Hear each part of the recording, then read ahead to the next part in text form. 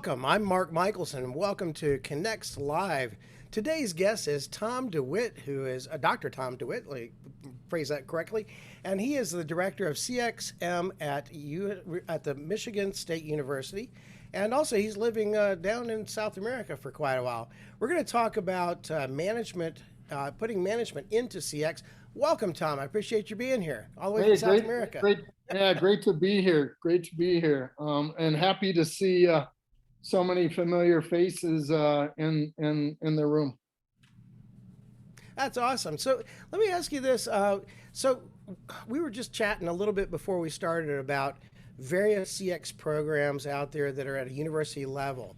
And I'm kind of curious, if you will, just tell us a little bit about what's happening on a university level with CX and teaching people how to do it. Just a big overview, and then we're going to jump into the management part of it. Sure, I'll try to keep it quick. Well, over the past couple of years, I've interacted with a lot of people in the CX field, and what I kept hearing from them was how fragmented the industry was, both in terms of the skill sets in the CX function and how organizations viewed CX at the organizational level. And you can tell just by people's LinkedIn profiles and where they come from and what that brings to the position. So I did a cursory search globally on Google, looking for any programs at all associated with universities. And generally what I found were executive programs that often were being taught by outside consultants.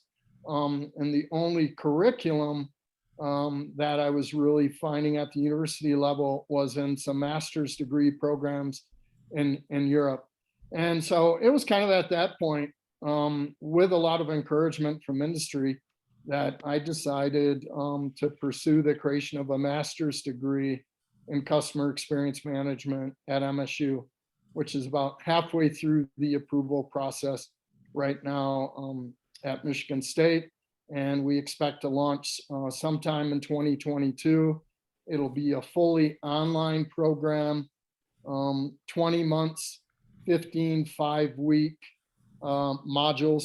And what's kind of interesting about the degree is the modules are all designed to be taken in sequence because they build on each other, and they kind of build on the approach that organizations should take in being proficient in customer experience management, starting with understanding what it means to be a customer-centric organization, which is kind of the basis of our discussion today.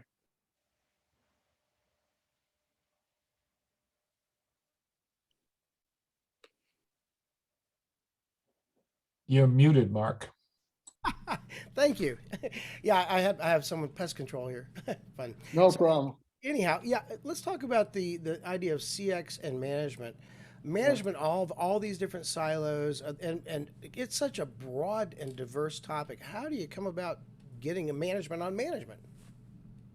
Well, in my mind, it comes back to understanding what it means to be a customer-centric organization. I think what often happens with organizations is, they're developed along functional lines, and in each one of those functional areas, they have their own functional goals. And at some point along the line, they forget the reason why they're there. And the reality is, if you look at the C-suite, nobody would have that role if not for the customer.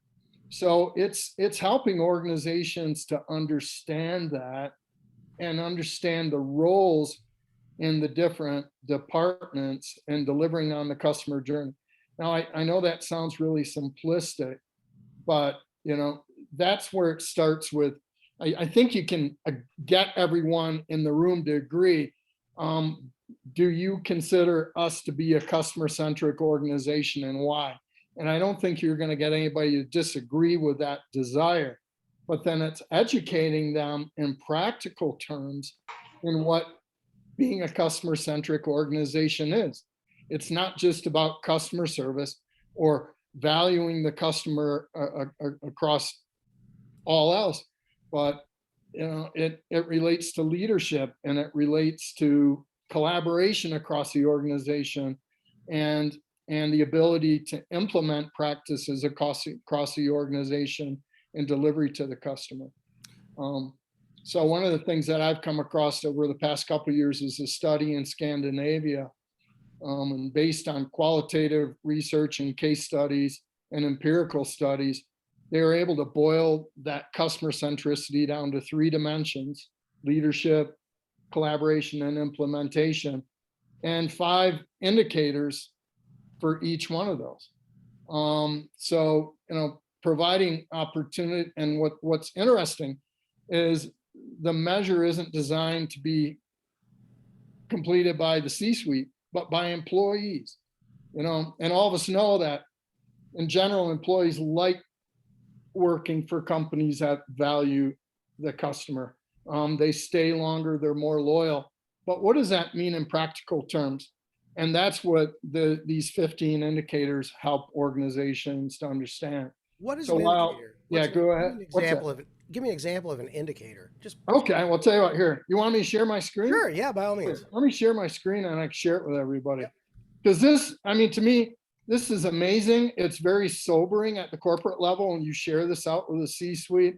So I've got one slide here. I can share it all out. There it is right there. There it is right there. So yeah, let me go to the previous slide, just give you a little background. Mhm. So this was developed in 2013 by Lucerne University in coordination with Swisscom. And they came up with a 3-factor, or pardon me, yeah, 3-category, 15-factor organizational customer centricity scale. And, imagine you give this to all your employees, and then you hold your managers for being accountable for moving on these measures. So starting on the left-hand side, this holistic view of the organization that's focused on the customer. So what does that really mean? Not just at the C-suite level, but the management level. Prioritizing satisfaction goals as well as financial goals. Championing customer centricity across the organization. Culture. Making an awareness of customer orientation. So, I'm sure a lot of organizations feel they do this well. And, in general, that's what I've seen. Organizations, if they do anything well, it's likely at the leadership level where they totally go ahead. Are those indicators, are those measured on like a binary thing, like yes, no, or is it a scale of how much they think is working or not? Yeah, the extent to which people agree with those statements. So the organization that developed this, they position it on an MPS scale, which makes it really interesting then, right? Because it shows you the variability within the organization. So you're going to have your promoters, you're going to have your detractors and your passives.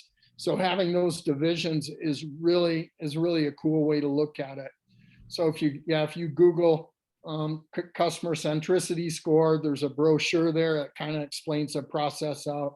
But for me, just looking at the statements is really telling.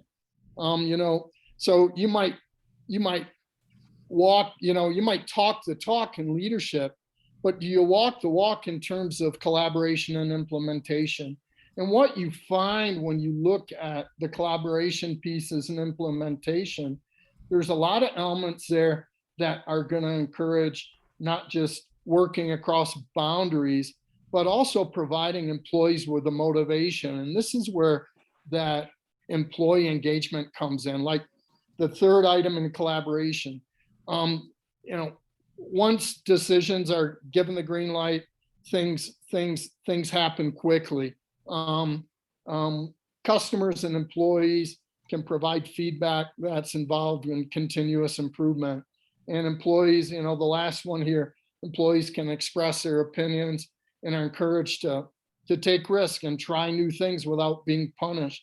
So there's a lot of elements to this, including in the implementation area, where employees are valued by sharing member feedback with them, and integrating customer or member feedback into the development of new products and services.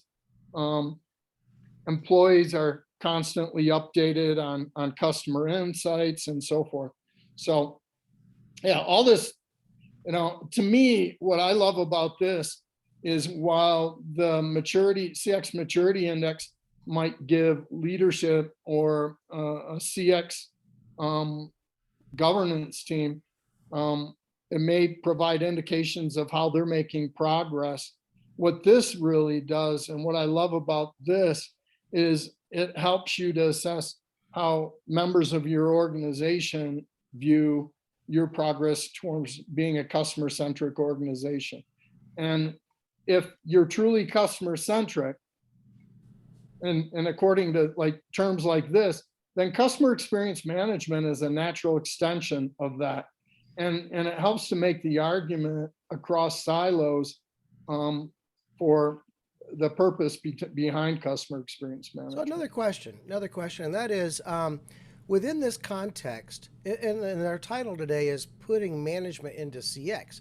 My question is it possible to put CX into management, or do you need to bring in an outsider to put management into CX? It intrigued me, your title on that. Yeah, that's kind of a tricky road, isn't it? Because I think the reality is you have to have involvement with members of the organization, even if you're the person who is the catalyst for change. But I think in the end, senior leadership needs to be bought into the process. They need to be bought into, we're committed to being a customer-centric organization, no matter what that takes. And that's our principal goal. And I think it has to start there. These tools like this, another exercise I've used in the past is a values exercise across the organization, and have employees identify what they consider to be customer-centric values, and identify how those values are being exemplified. That can help to get more buy-in. Recruiting CX champions across the organization and finding roles for them on action teams. So I think those are all tools you can use, but ultimately, unless there's commitment at the CEO level. That's interesting. The CEO, in my experience in doing a lot of this, I haven't worked for big companies, but I kind of view CXO, a customer experience officer, if you will, to be sort of between marketing and operations and tech and finance. So you CFO, CTO, CMO, COO, the CXO kind of, to me, is sort of the glue between all those, if you will. Sort of a new role. And when you think about new roles in these things, there are literally hundreds of titles of people in CX, start CXO all the way down. It used to be CEO could handle that kind of management, if you will, between the push and pull of operations and marketing. But now it seems they're more focused on other things like shareholders, financial things, et cetera. So how does this help someone become a CXO? Is this the best path to that kind of position? Yeah, you bring up a really good point. I think what I was thinking about as you started to talk about it, and I think the danger often lies in creating a new silo, right? And what you don't want to do, and I think this is where a lot of organizations fall in this trap, is they add another silo to the organizational chart that's headed by the CXO. And I think unless it's executed properly, the danger often is then any customer issues are dumped in that silo, with the understanding that that department and that department is going to address and resolve those issues.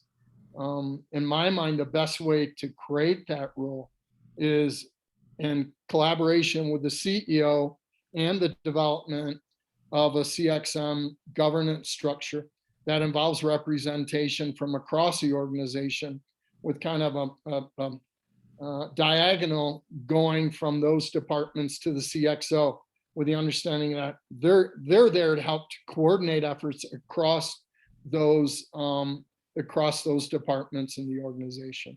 Mm-hmm. So I don't think it's one or the other. I think you need to have a very customer-driven CEO who's dedicated to customer centricity, and the creation of a CX role with dotted lines that go to every department in the organization that directly or indirectly impact the customer. Because ultimately the role of the CXO is, it's really more around change management, isn't it, than it is anything else. It's to get all of those different departments to adopt a singular view of the customer, whether that involves multiple personas or not, and a single view of the customer journey and an understanding of their role in delivering on the journey. Because ultimately the customer's not, as customers, we don't think about departments, do we? When we log onto a web page and we look at contact, we're thinking of a single organization. Exactly. Do you see this ever becoming ubiquitous? In other words, like mobile. When mobile first came out, everyone was like, "Oh, I created an association just for research and mobile." Guess what? It's like air now. Everyone's mobile. So, do you ever see this becoming like just second nature or first nature? Oh, wouldn't that be nice? It's interesting. I think it's change management for everybody. It's change of a mindset where, and I've been in marketing now for 20 years, but I came from a services marketing background, and that's where my history starts. So I've always gotten it, but I find myself even today deprogramming undergraduate students and graduate students, and frankly, some faculty in the understanding the definition of what marketing is. There are still a lot of people out there today that believe that marketing is advertising. And I know I'm speaking to the choir here, and this is why Lou Carbone left the advertising industry. He grew so disillusioned with making promises that he wasn't sure he could keep, because as we know, experiences are really if they're not managed, right? If they're not based on an understanding of customer needs and expectations, if we can't deliver on it consistently at every single touch point, and even touch points we don't have control over, then we're failing the customer. So, I think, to your point, and I think this degree helps to do it, is help to change people's mindsets about what operations are, about what marketing is, and what their roles are, and I think it's more of it doesn't have to be totally redefining, but I think it's redefining the roles, right? And actually the services marketing pyramid acknowledged that, there's and I forget the 3 points, but it basically boils down to, well, you're making promises, you're I'm losing it now. But what it basically boiled down to was that, you're making promises, you've got interactive marketing, which is where the rubber hits the road, and then you also have the role where we're developing people and helping them to deliver on that. So I think CXM will perform a facilitative role in helping existing departments and functions in business to help redefine who they are and their understanding of what they need to do in today's marketplace. We have a couple of folks here with some questions. Rich, why don't you come on up here, and I think yours relevant right now. So come on up. And thanks, Mark. It's sort of a question / comment, and it's a perfect segue to what Tom was just saying in terms of, well, marketing is not just advertising. A lot of folks think that. And corollary to that, customer experience is not just customer service. That was a big jump off point at our bank a few years ago, right? Because Eastern Bank, this 200-year-old bank, we've always been very good at customer service. We're a perennial J.D. Power winner. We're second. We're now 6th in the country. So we're a pretty darn good service organization. But our humans have to jump through hoops or go through walls or dig under them sometimes to deliver great service. They're burning out. And when I brought to the consciousness of management that, the discipline of customer experience takes into account not just the human effort, both of the employees, it's all the technical stuff, it's all the self-service stuff, it's the entire interrelated ecosystem that creates that customer-centric viewpoint. To your point, Mark, earlier, a customer doesn't view a company in departments or silos or channels or by product. They look at the company. And in order for customer centricity to really live and sustain and grow, management needs to understand that it is a discipline that everyone in the organization is responsible for. Yep. And even in that context, Rich, it's interesting because there's so many titles related to CX. I've just shared a document. Feel free to download it or look at it, anyone who wants to see it. It's all the titles that I've found so far for jobs and CX at big companies. So take a look at that. And I thank you for your comment there also, Rich. And you're on a team here of some kind with Tom on something, right? Tell me about that. You and Carl as well, right? Yeah, I'm very, very proud and super excited to be working with Tom and other faculty members, including Carl at some point too, to be part of one of those faculty members to teach one of those modules. Just personally, I come from a family of teachers. And early on in my career, I thought I'd be one too. But I got into the business track and I figured someday maybe my business experience and marketing experience and now my CX experience would somehow circle me back to the teaching. And when Tom and I connected, I said, wow, this feels like a match made in heaven. So, the reason I am part of this organization, joining you, Mark, and your team most Wednesdays and being part of the CXPA and the Boston group is because I love being around folks like you all who believe about this view of the customer, right? That's what drives the health and well-being of organizations. And to help students learn about that, well, what could be better? Excellent. We have a couple more comments here, and I'm going to bring up Patty. Patty, jump Oh, on good. I was just texting your question. Go ahead. You can go ahead and share it out. Yeah. Patty, jump Hi, on. I have are you ready? Yeah, video. Yeah. Okay, I just wanted to make sure I didn't want to interrupt. I have a question, and it's really when you were talking about CX being in silos and things like that.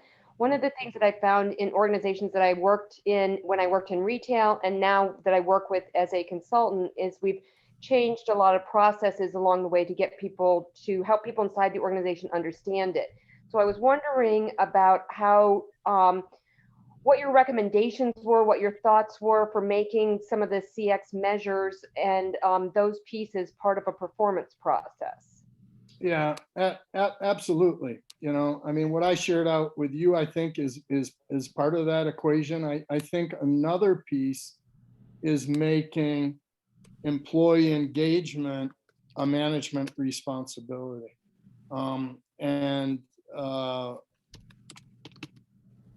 Right. Oftentimes when we talk about employee satisfaction and engagement, it's often relegated to HR. So I see that as a critical element here. Not only should managers be held accountable for their customer centricity and understand their role in that, but I think they also need to be held responsible for employee engagement. And I think Ipsos puts together one of the best models for employee engagement, which we could overlap easily with customer centricity. And it's based on 3 dimensions. And I'm going to check them off here. One is the employee's relationship with their job, and that's what they call involvement, which includes, job satisfaction and understanding the role. And so I think from a leadership standpoint, one of the key elements of developing a customer-centric culture is helping individuals in the organization, regardless of where they sit, to understand their role in impacting the customer, particularly non-customer facing roles, right? Yeah. where it's not as clear. But yeah, I love what Ipsos has put together. And if you just Google Ipsos employee engagement, you'll find a model for that. But you know, if you were to help hold leaders accountable for those measures and to superimpose it across customer centricity, I think that's a great way to increase internal accountability. So yeah, so the three dimensions are, yeah, involvement, relationship with their job, you know, they're motivated by their current job, they're satisfied in their current job. The company helps to develop them there. The other one is loyalty, or the relationship with the organization. And you and I know, you know, whether we're shopping or working, we're more loyal to organizations that share our values. So question is, what is a leadership and direct manager doing to help reinforce those values and communicate them and help people feel like they're in touch with that? And the last piece is alignment or relationship with management. And that's where I see the leadership piece from customer centricity fitting in really well. Excellent. So, yep. One more, we have a couple more questions. I want to get to everyone that wants to chat here for a second. Thank you, Patty. We're going to see you over Yeah, the thanks, networking. Patty. Let's see here. We have Jonathan. Come on up, Jonathan, and you have a question here. Just turn on your mic and there you go. Beautiful. I think after a year and a half, we get used to the mute thing, huh? Yeah. Quote 2020. Tom, I was so excited that a Spartan was coming on, and as an You're a MSU alum, Spartan? Awesome. yeah. So Well, and I don't know if I shared it out, I'm a Spartan alumni too. I graduated in '86. So for me to come home, you know, I tell you now, to walk on campus and work there and actually teach in some of the same buildings I was taught. Yeah, man, chicken skin every single day, and I've been at it for 3 awesome. years. So I just want to come on and thank you. I graduated in '89. Go Green.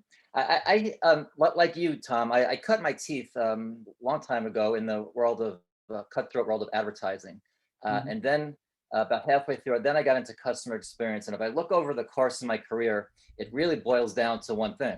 It boils down to creating a promise. The brand strategy is creating a promise, but then you have to execute on that promise, and that's where experience comes in. And when we work on brand strategy internally, the question is, how aspirational do we really want to be? Can we pull this off? Again, that's for experience. So it's a 1-2 punch. It has to be a 1-2 punch, intertwined. And you know, I don't think there's a right or wrong answer where a position lives. Traditionally, it's marketing. I actually have worked for Brookdale Senior Living. I run CX there. It's the largest senior living company in the United States, and won a JD Power last year during COVID, which we're really excited about. But I actually, my role is in operations, which is interesting. And when I first said I was doing operations, I freaked out because my whole career was marketing. But it turned out it drove results because I'm actually working with the leaders that impact the results. So it's an interesting, wasn't a fit initially, but it got results. The second observation I just want to share is from the inside perspective, having worked at large companies in my career, Allstate, insurance company, and now Brookdale, is that fortunately at Brookdale, our mission is very culture mission, so it makes it a little bit easier. But if it's when in 2015, I was brought on to start a whole CX program. And what happened was it kind of morphed into it. It wasn't sold in. It was not sold in. And I think anytime CX is treated as a project, it won't work, because CX is considered soft and immeasurable and fuzzy feely, you know, all that stuff. And I'll never forget the day when we were talking about results from our resident family survey, and we were going over NPS, and we saw the opportunity. I looked at the eyeballs around that conference table, and it was like all the light bulbs in the room went on because people saw the opportunity. I wasn't selling anything in. And it was that moment when the leaders, the CEO, all the COO, everyone saw the opportunity to create a formalized CX program. So again, it wasn't a project. And then in the implementation of it, when I'm talking to leaders around the country, that's the first thing I say. I say is, what I'm about to tell you is not a project. Not a project. It's a way of doing, it's a mindset, it's a way of doing business. Yeah. It's a journey with no finish line. So, you know, I just wanted to share that that perspective that I shared. I would love to connect with you following this, Tom, maybe in a few Yeah, days. let's do it. Let's set up a meeting. Really want to get you involved, and go white, by the way. So Excellent. So, great. by the way, for those of you who have not been here before, John, I don't think I've seen you in here before, but we do this every week. And what we do is we're going to go from here into some networking, some breakout rooms. And so you'll have a chance in the breakout room to have a chat with whoever's there, get to meet new people. So as we go into the breakout rooms, we're going to start that in just a minute, and we'll stop the recording. But I wanted to share one more thing with everyone, and before we go into the breakouts, and that is a couple more events coming up. Next week we have Rich Dorfman and Stephanie Elise Emmerich is going to interview Rich all about harnessing the power beyond, harnessing insights beyond surveys, or getting to what customers really want. And the other thing I've just dropped into the chat is Question Pros X Day, which is next Tuesday, and they have brands on there from Amazon, NBA, Kellogg's, Aon, and Oracle and Verizon. So it's free to attend. Click on the link in the chat and follow that. So with all that said, we're going to end this conversation now. I know everyone has a couple more questions, but unfortunately I like to keep these really short so you can be viewed later on YouTube and on our channels. So Tom, any parting thoughts of wisdom for everyone? Reach out to me on LinkedIn, and if anybody wants to chat more, let's set up time to chat. Like you guys, I never grow tired of talking about this or working on it. So it's a great community. Excellent. Yep, we're birds of a feather, really, and it is nice to chat with us. But I think there's a lot of people out there that don't really understand what we do. Just to give you a clue, I was on one of those clubhouse meetings last week from Singapore, and they were innovation group, and they were so excited to have discovered CX and thought it was invented like last year. So many people. Well, I mean, so little time, so many people. Thanks again, Tom. Audrey, let's take it out of here and let's go some networking.